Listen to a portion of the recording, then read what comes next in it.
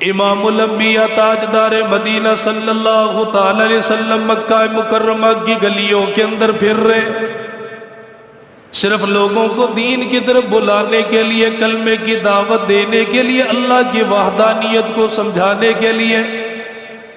سیدنا صدیق اکبر رضی اللہ تعالیٰ عنہ پر نگاہ پڑ گئی، اللہ کے نبی نے ایمان کی دعوت دے دی، سیدنا صدیق اکبر نے کلمہ پڑھ لیا، اسی وقت مسلمان بن گئے۔ حضرت علی المرتضیٰ رضی اللہ تعالیٰ عنہ ان کے اوپر نگاہ پڑی، اللہ کے نبی نے ان کو بھی دین کی طرف بلایا، سیدنا علی المرتضیٰ کو بھی ایمان کی دولت مل گئی۔ سیدہ خدیجہ الکبریٰ جو آپ کی سب سے پہلی بیوی ہے، آپ کا حرم ہے، آپ کی عزت ہے، اللہ کے نبی نے انہیں بھی ایمان کی دعوت دی، ان کے سامنے بھی کلمہ پیش کیا گیا، سیدہ خدیجہ الکبریٰ نے بھی کلمہ پڑھ لیا۔ اب یہ 3 افراد ہو گئے، ابھی دل کے اندر یہی بات ہے، اے کاش کسی اور کو بھی ایمان کی دولت مل جائے، اے کاش کوئی اور بھی کلمہ پڑھ لے، اے کاش کہ کوئی اور بھی ہماری جماعت کے اندر شریک ہو جائے۔ سیدنا صدیق اکبر نے فرمایا میں باہر گلیوں کی طرف نکل گیا، باہر بازار کی طرف نکل گیا، فرمایا میری نگاہ سیدنا عثمان ابن عفان رضی اللہ تعالیٰ عنہ کے چہرے پر پڑ گئی۔ اتفاق کی بات ہے، فرمایا ان دنوں کے اندر حضرت عثمان رضی اللہ تعالیٰ عنہ اپنی خالہ جان کے ہاں تشریف فرماتے، ان کی خالہ جان نے باتوں کے اندر ذکر فرما دیا، انہوں نے کہا تم نے سنا ہے مکہ مکرمہ کے اندر ایک نوجوان نے نبوت کا دعویٰ کر دیا، لوگوں کو دین کی طرف بلا رہا ہے، لوگوں کو اللہ کی طرف بلا رہا ہے۔ حضرت عثمان نے فرمایا میں نے سنا تو ہے لیکن میں اس کے قریب نہیں گیا، مجھے بتا تو صحیح میری خالہ جان تو نے اسے کیسا پایا؟ آپ کی خالہ جان نے پہلی کتابیں پڑھی ہوئی ہے، وہ کتابیں ان کے سینے کے اندر موجود ہے، اس نے کتابوں کو کھول کر دیکھا، ان کتابوں کا مطالعہ کیا گیا اور کہنے لگی کیا بتاؤں اللہ کی قسم آنے والے زمانے کے اندر چاند اور سورج سے بھی زیادہ اس کی نبوت چمک کر رہے گی۔ میری خالہ جان مجھے بتائیے مجھے کیا کرنا چاہیے؟ آپ کی خالہ جان نے بتا دیا میں نے کتابوں کے اندر پڑھا ہوا ہے، مجھے پتہ چل رہا ہے آنے والے نبی کی 2 بیٹیاں تیرے نکاح کے اندر آئیں گے، اس کا پیغام بڑا خوبصورت ہے، وہ نظام بہت پیارا لے کر آیا، اللہ نے اسے کتاب بہت اعلیٰ عطا فرمائی ہے، فرمایا جب تم جاؤ ان سے تمہاری ملاقات ہو ان کا دامن پکڑ لینا، اسی وقت کلمہ پڑھ کر مسلمان بن جانا۔ حضرت عثمان نے فرمایا میں اپنی خالہ جان کے گھر سے باہر نکل آیا، حضرت ابو بکر سے ملاقات ہو گئی، حضرت ابو بکر میرا دوست کہلاتا تھا، انہوں نے مجھے اپنے قریب بلا لیا اور بلانے کے بعد فرمایا عثمان آج میں دوستی کے ناطے ملنے کے لیے نہیں آیا، آج میں روپیہ پیسہ لینے کے لیے نہیں آیا، آج میں کاروبار نفع نقصان کی بات کرنے نہیں آیا، عثمان آج تو کلمے کی دعوت دینے کے لیے آیا، آج تو میں تیرے پاس نبی کا کلام لے کر آیا، اللہ کے نبی کی نبوت کو پیش کرنے کے لیے آیا۔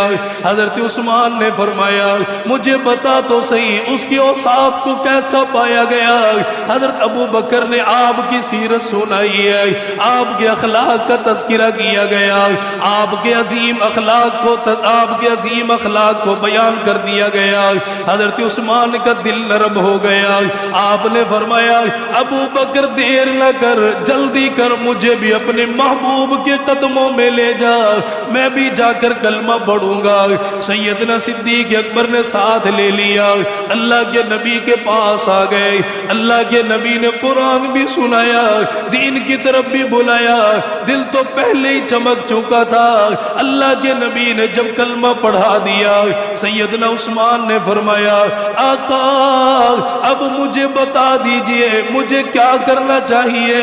اللہ کے نبی نے فرمایا ابھی ایمان کو پوشیدہ رکھنا، ابھی ایمان کو ظاہر نہ کرنا، ابھی ہماری طاقت زیادہ کوئی نہیں ہے، اگر لوگوں کو پتہ چل گیا تجھے ماریں گے پیٹیں گے تیرے اوپر ظلم کیا جائے گا۔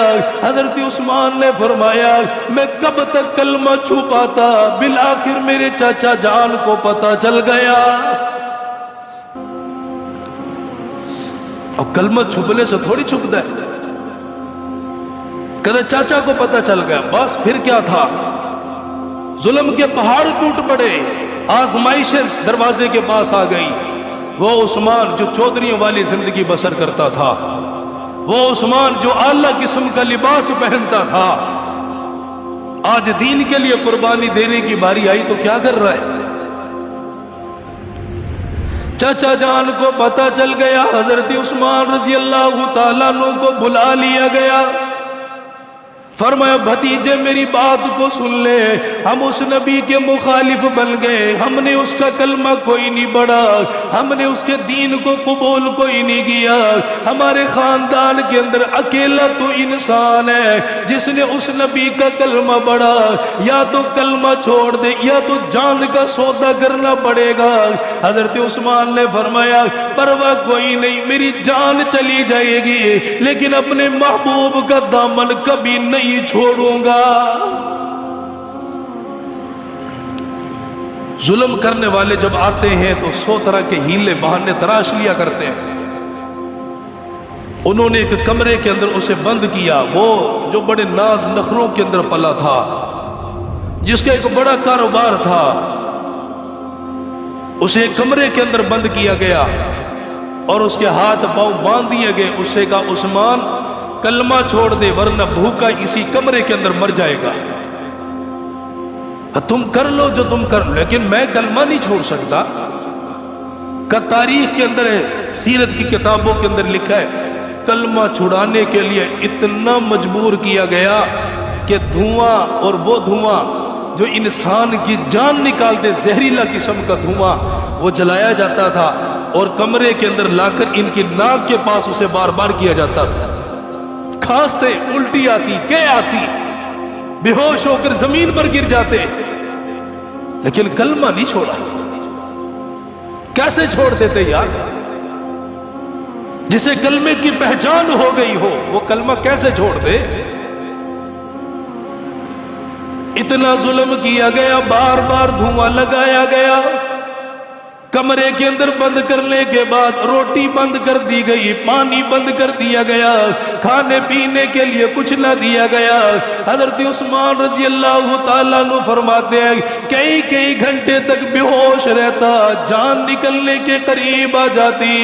فرمایا ایک دن ایسا آ گیا میرے چچا جان کو پتہ چل گیا، اس نے کہا اتنا مارا، اتنا پیٹا، اتنا ظلم کیا گیا لیکن یہ کلمہ ایمان چھوڑ کے لیے تیاری کوئی نہیں۔ اس نے کہا اسے آزاد کر دو، جانے دو جہاں جاتا ہے، اسے نہ روکنا۔ حضرت عثمان نے فرمایا میرے چچا جان کو ترس آ گیا، میری ذات کے اوپر رحم آ گیا، مجھے آزاد کر دیا گیا، میں سیدھا نکل کر اپنے محبوب کے قدموں میں آ کر بیٹھ گیا۔ امام الانبیاء تاجدار مدینہ صلی اللہ تعالی علیہ وسلم نے فرمایا عثمان سے زیادہ حیا والا، عثمان سے زیادہ کردار والا، عثمان سے زیادہ شرمیلا نوجوان کبھی میری نظر نے نہیں دیکھا۔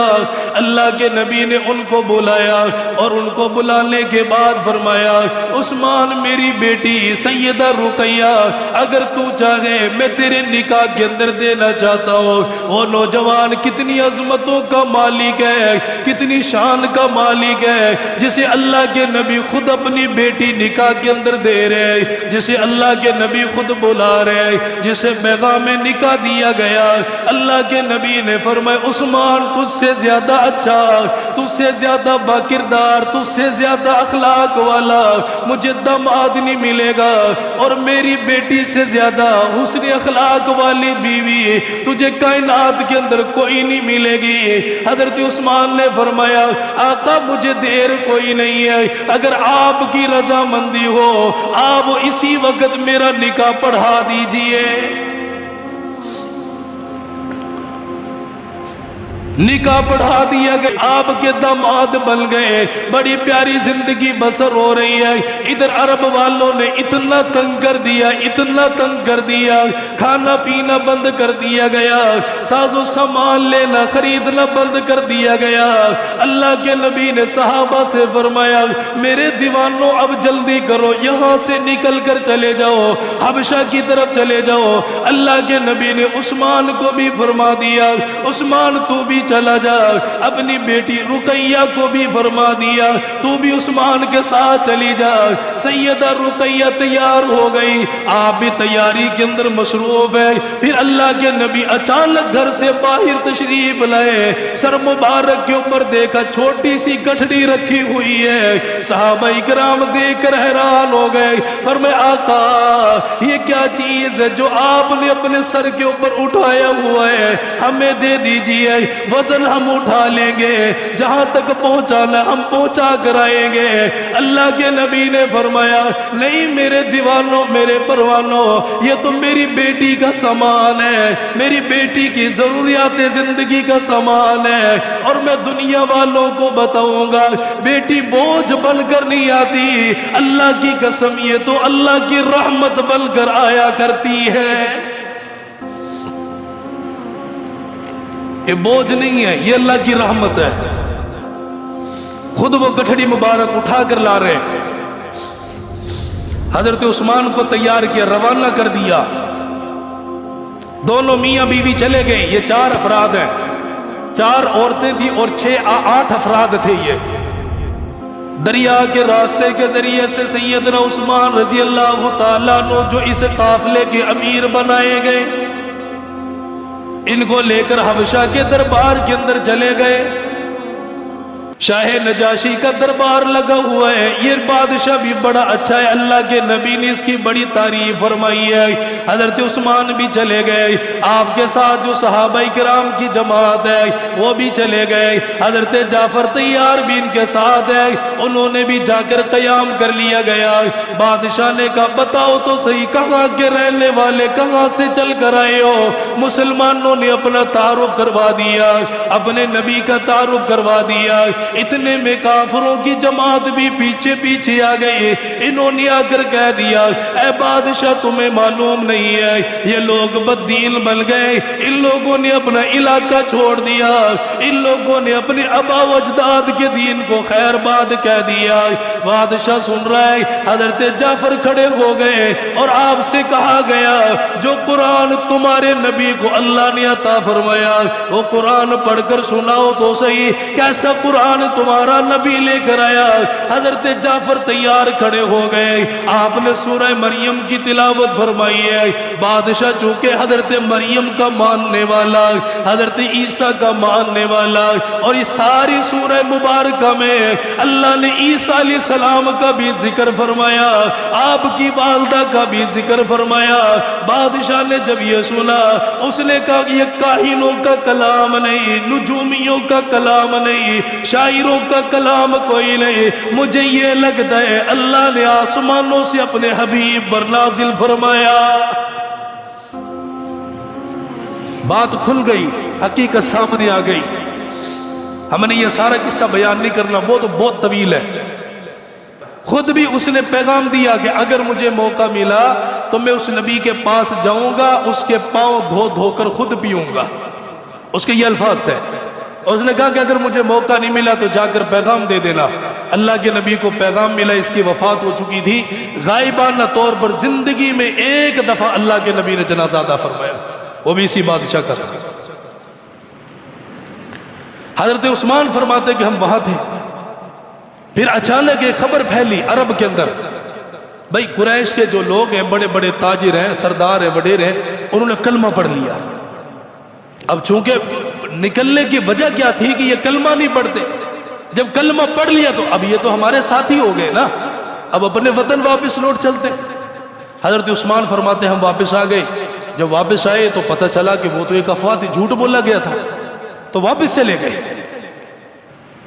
نبی کی بیٹی نکاح کے اندر ہے، اور آج اتنا اعتماد بڑھا کہ اپنا سفیر بنا کر اللہ کے نبی ان کو مکہ کے اندر روانہ فرما رہے۔ مکہ مکرمہ سے آئے ہوئے وقت گزر گیا، خانہ کعبہ کی یادیں ستانے لگ گئی، وہ طواف، وہ زمزم کا پانی، وہ صفا مروہ کی سعی، وہ خانہ کعبہ کے ساتھ چمٹ کر دعائیں مانگنا ستانے لگ گیا۔ ایک روز سوئے ہوئے تھے میرے نبی، آپ کے نبی صلی اللہ، درود پڑھا کرو، جب بھی نام آئے درود پڑھا کرو، صلی اللہ علیہ وسلم، سوئے ہوئے تھے، آرام کر رہے تھے۔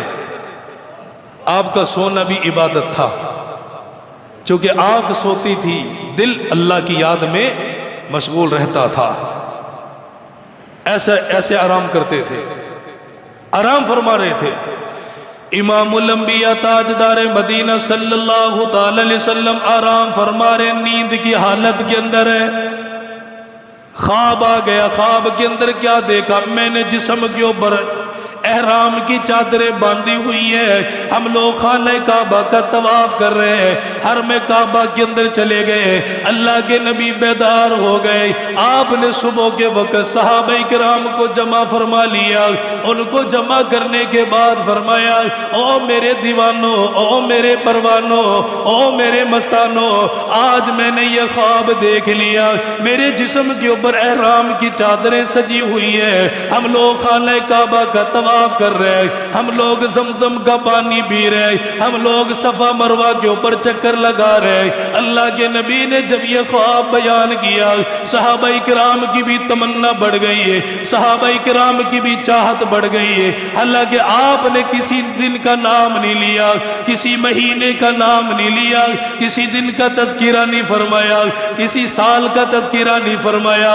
اسی سال جائیں گے یا اگلے سال جائیں گے، اسی مہینے میں جائیں گے یا اگلے مہینے میں جائیں گے، ابھی تو کوئی اشارہ بھی نہیں ملا تھا، صرف اتنا پیغام ملا کہ احرام کی حالت کے اندر ہے، اللہ کے گھر کا طواف ہو رہا ہے۔ اللہ کے نبی نے جب یہ حالات بیان کیے، صحابہ کرام کا شوق اتنا بڑھ گیا، اتنا بڑھ گیا، خواب سننے کے بعد فوراً گھروں میں چلے گئے، انہوں نے عمرے کی تیاری کر لی ہے، احرام کی چادروں کو بنا لیا گیا، اپنے سواریوں کو تیار کر لیا گیا۔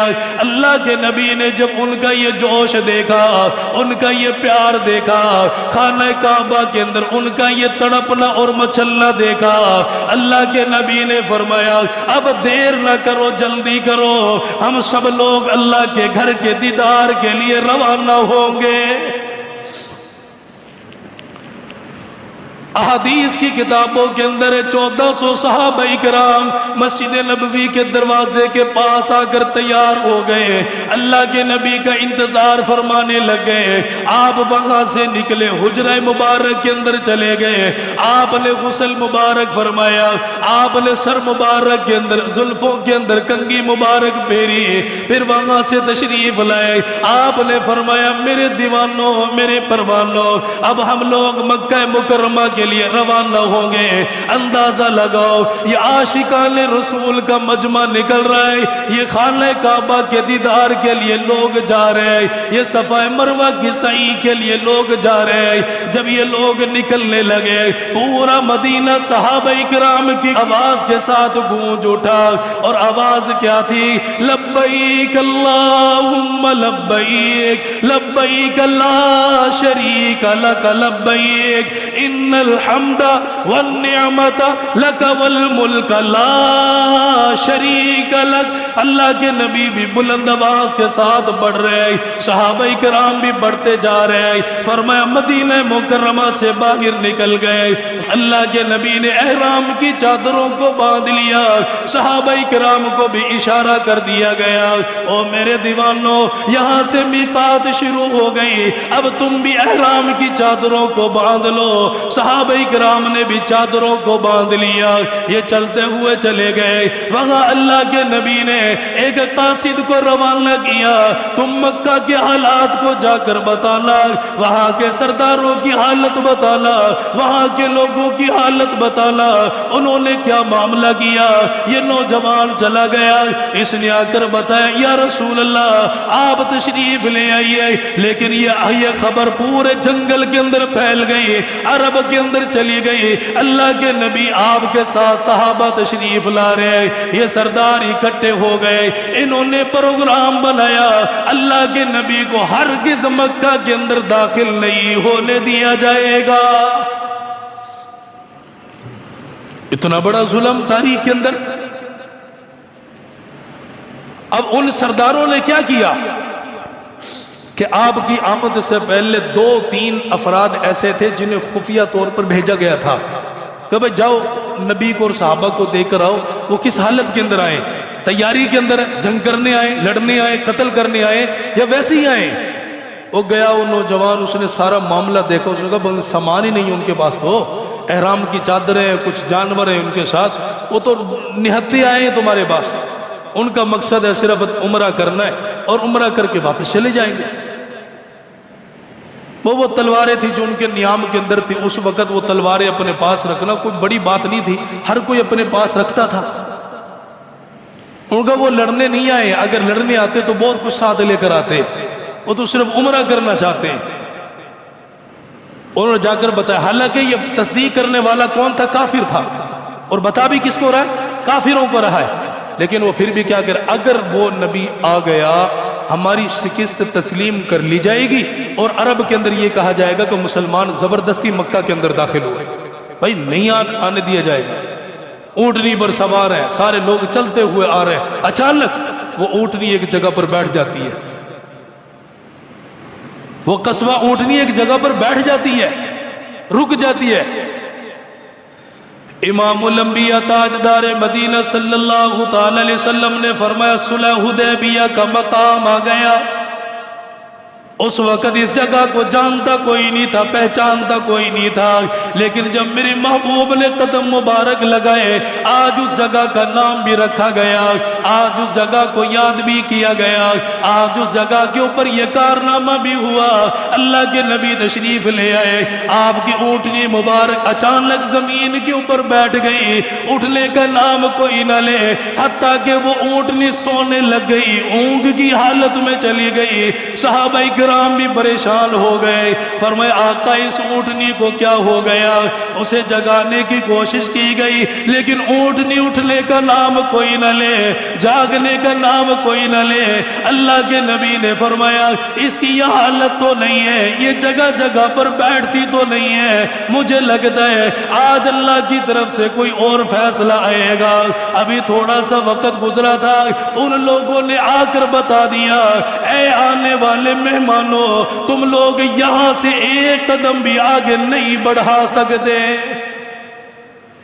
اب پتہ چل گیا کیوں اٹھنی بیٹھی ہے، بھائی رکنے کا مقصد کیا تھا؟ آپ نے فرمایا کہ ایک بندہ یہاں سے جائے گا مکے کے اندر، انہیں جا کر اطلاع دے گا او بھائی لڑنے نہیں آئے ہیں، صرف عمرہ کرنے ہیں، ڈرتے کیوں ہو؟ صرف عمرہ کرنا مقصد ہے، عمرہ کریں گے چلے جائیں گے۔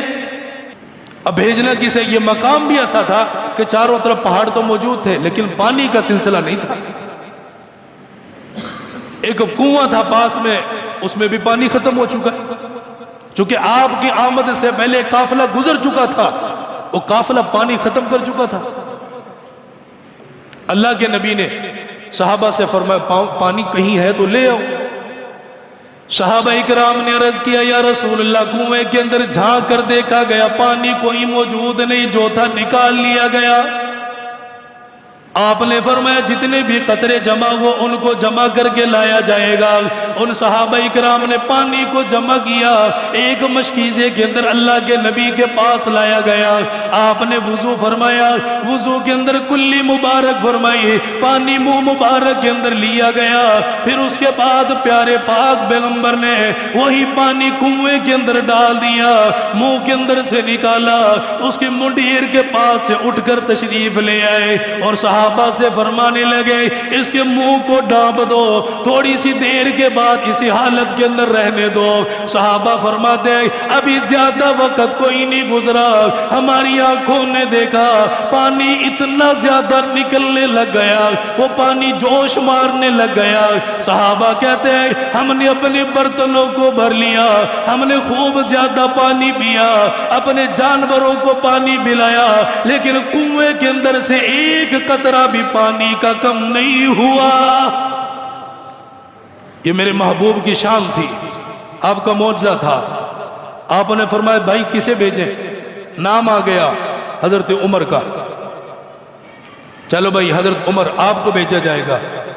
اگر جو حضور میں چلا تو جاؤں گا، مجھے جانے میں حرج نہیں ہے، لیکن میری طبیعت کے اندر تھوڑی سختی ہے، کوئی آپ کی گستاخی میرے سامنے کرے میں تو برداشت نہیں کروں، میں تو نہیں رہ سکتا پھر۔ تو نگاہ چلی گئی حضرت عثمان پر، اور اس میں مصلحت یہ تھی کہ یہ کاروباری بندہ تھا۔ سیدنا عثمان ابن عفان رضی اللہ تعالیٰ عنہ نے مکہ مکرمہ کے اندر جانے کے بعد ان سرداروں کو وڈیروں کو جمع کیا، انہیں جمع کرنے کے بعد فرمایا میں اپنے نبی کی طرف سے قاصد بنا کر تمہارے پاس بھیجا گیا، میں اپنے نبی کا پیغام تمہارے پاس لے کر آیا، ہمارا مقصد لڑنا نہیں ہے، ہمارا مقصد قتل کرنا نہیں ہے، ہم تو یہاں پر اعتدال کے لیے آئے، ہم تو عمرہ کرنے کے لیے آئے۔ ان سرداروں نے صاف لفظوں کے اندر کہہ دیا عثمان تو طواف کرنا چاہے، تو زیارت کرنا چاہے، تو زمزم کا پانی پینا چاہے، تو صفا مروہ کے چکر لگانا چاہے، تجھے کوئی منع نہیں کرتا، تو جتنی دیر ٹھہرنا چاہے تو ٹھہر جا۔ حضرت عثمان نے فرمایا تم نے خیال کیسے کر لیا میں اپنے نبی کے بغیر ایک مرتبہ بھی خانہ کعبہ کا طواف کروں گا؟ ادھر صحابہ اکرام بھی گرمی کے اندر تشریف فرما گئے، انہوں نے آپس کے اندر چیموں گوئیاں کرنی شروع کر دی۔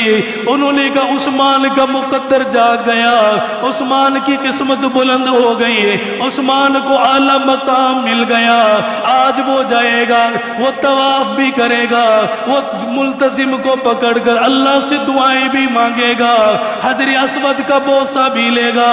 اللہ کے نبی نے یہ باتیں سنی ہے، آپ نے فرمایا اے لوگو میرا عثمان میری مرضی کے بغیر کچھ بھی نہیں کرے گا۔ یہ ہے یقین، یہ ہے اعتماد کہ خانہ کعبہ سامنے ہو اور طواف کر سکتا ہو، وہ کیوں نہیں کر رہا کہ میرے نبی کے بغیر میں نہیں کر سکتا، میری مجال ہی نہیں۔ 3 دن 3 رات حضرت عثمان مکہ مکرمہ کے اندر ٹھہرے۔ اس کی وجہ کیا تھی کہ 3 دن 3 رات تک سرداروں کو مناتے رہے، شاید یہ مان جائیں گے۔ اور انہی دنوں کے اندر ایک اور لشکر نکلا، خالد بن ولید لے کر نکلا، 200 بندوں کے اوپر مشتمل تھا وہ۔ جب انہوں نے دیکھا بھئی حدیبیہ کے مقام پر مسلمان ٹھہرے، انہوں نے تلوار چلائے، تیر چلائے، ان کا ایک بندہ وہاں مارا گیا۔ جب عرب والوں کو پتہ چلا تو انہوں نے حضرت عثمان کو روک لیا۔ ان سرداروں نے اپنے بار بار سنا ہے کہ حضرت عثمان کو روکا، روکنے کی وجہ کیا تھی؟ ان کا ایک بندہ اصل میں حدیبیہ کے اندر مارا گیا تھا، اور مرا بھی انہی کی غلطیوں کی وجہ سے تھا۔ جب ان کا بندہ مرا تو انہوں نے ڈال دیا مسلمانوں کے اوپر، بدلے میں عثمان کو روک لیا۔ بھائی تو نہیں جا سکتا۔ ابھی حضرت عثمان نہیں گئے تھے، افواہ مکہ کے اندر سے کیا نکلی کہ عثمان کو شہید کر دیا گیا۔ چونکہ ان کا بندہ مرا تھا، اب یہ لازمی تھا کہ بدلے کے اندر بندہ تو مرے گا نا، بندہ مرے گا۔ تو حضرت عثمان کو روکا تو خبر پھیلی، حدیبیہ تک خبر چلی گئی، اللہ کے نبی کو پتہ چلا عثمان کو شہید کر دیا گیا۔ آپ کیسے برداشت کرتے؟ نہیں برداشت ہوتا، اپنا تھا، کلمہ پڑا تھا اس نے، نہیں چھوڑ سکتے تھے اکیلا۔ امام الانبیاء تاجدار مدینہ صلی اللہ تعالی علیہ وسلم نے صحابہ کرام کو جمع فرما لیا۔ اور ان کو جمع کرنے کے بعد فرمایا میرے دیوانوں جب تک خون کا بدلہ نہ لے لیا جائے تب تک میں ایک قدم بھی اللہ کا نبی پیچھے نہیں ہٹاؤں گا۔ صحابہ کرام بھی آگے بڑھائے، انہوں نے کہا آقا آپ بھی نہیں، ہم بھی آپ کے ساتھ ہیں، عثمان کے خون کا بدلہ لیا جائے گا، عثمان کا قصاص لیا جائے گا، ہم ایسے تو نہیں جا سکتے۔ اللہ کے نبی نے بیعت کے لیے ہاتھ آگے بڑھا دیا، صحابہ کرام ایک ایک کر کے بیعت کرتے رہ گئے، اللہ کے نبی سے بیعت کر کے چلے گئے۔ آپ نے آخر کے اندر فرمایا اگر میرا عثمان اس موقع پر موجود ہوتا آج وہ بھی ایسی بیعت کرتا۔ پھر اللہ کے نبی نے فرمایا یہ نیچے والا ہاتھ میرا، یہ اوپر والا ہاتھ عثمان کا، درمیان میں صحابہ تمہارا ہاتھ ہے، تم گواہ رہو جب تک عثمان کا بدلہ نہ لے لیا جائے ہم لوگ واپس نہیں جائیں گے۔